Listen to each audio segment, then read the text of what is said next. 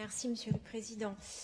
Moi, mon intervention va être un peu plus large que le PRIAC pour un petit peu, justement, expliquer où on en est aujourd'hui au niveau du handicap, au niveau du gouvernement et de l'ARS. Et je compte bien sur vous pour faire quelque chose en tant que collectivité unique. Tout d'abord, je ne reviendrai pas sur les moins de 2 millions d'euros, c'est énorme. Sur la baisse spéciale Corse du financement du plan Autisme 4, parce que nous allons devoir faire avec. Mais je voudrais relever l'avenir sombre qui se profile dans le monde du handicap par des prises de décision qui sont à venir et pour le moins alarmantes. Je veux tout d'abord parler du revenu universel, qui verra la réduction de toutes les prestations sociales, dont l'AAH. J'en parle en connaissance de cause, puisque nous en avons discuté ensemble, Monsieur le Président, et vous m'aviez même dit, on montera au créneau si c'est le cas. Mais apparemment, c'est le cas, puisque ce revenu universel, pour faire des économies, va réduire beaucoup d'allocations sociales, dont l'AAH. Ensuite, les futurs établissements de santé qui verront le jour en Corse pour l'autisme et qui mélangent encore d'autres pathologies.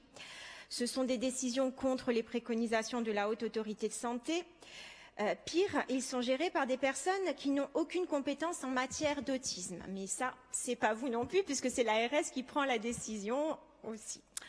Mais je pense qu'il y a quelque chose à dire. Ensuite, la création des fameux centres de répit pour les aidants, plutôt que la création de places en établissement, obligeant les familles à arrêter de travailler pour certaines et garder à domicile les personnes âgées ou les personnes en situation en perte d'autonomie, tout simplement. La question à se poser, c'est est-ce que le choix de toutes les familles, est-ce que les familles ont envie de perdre leur emploi ou même, je vais aller plus loin, de perdre toute vie sociale?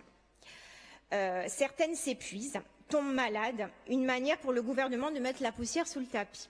Enfin, dernière, la réforme des ESAT, une réforme qui semble vouloir mettre tous les jeunes en situation de handicap dans un pot commun, peu importe leur degré d'autonomie. Là aussi, je compte sur vous pour être vigilant, même si...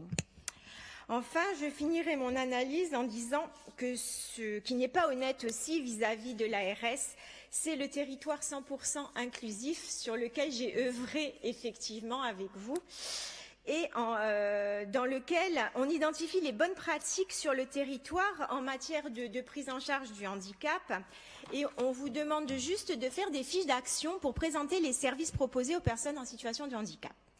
Il est difficile de comprendre l'aide de l'État lorsque l'État lui-même s'appuie sur les politiques mises en place et surtout financées par les autres collectivités, les collectivités territoriales. Pour conclure, je pense que la CDC ne doit pas se laisser gangréner par cette inertie, car si elle est capable de monter au créneau dans certains dossiers que je qualifierais plus politiques, elle est aussi capable de répondre aux besoins des familles qui se sentent de plus en plus seules et dans la détresse. Elle est capable, si elle le veut, de mettre en place une politique ambitieuse, innovante en matière de handicap, de manière à ne plus cloisonner, mais à penser l'inclusion d'une manière transversale dans tous les champs de la vie sociale. Car aujourd'hui, la CDC en a la seule compétence. Et elle doit élaborer un véritable schéma directeur et non penser le handicap en termes de commission ad hoc. Faute de quoi, la Corse perdra aussi le financement de l'Europe au Fonds européen du plan exceptionnel d'investissement, voyant l'illégibilité des projets des différents acteurs de secteur. Je vous remercie.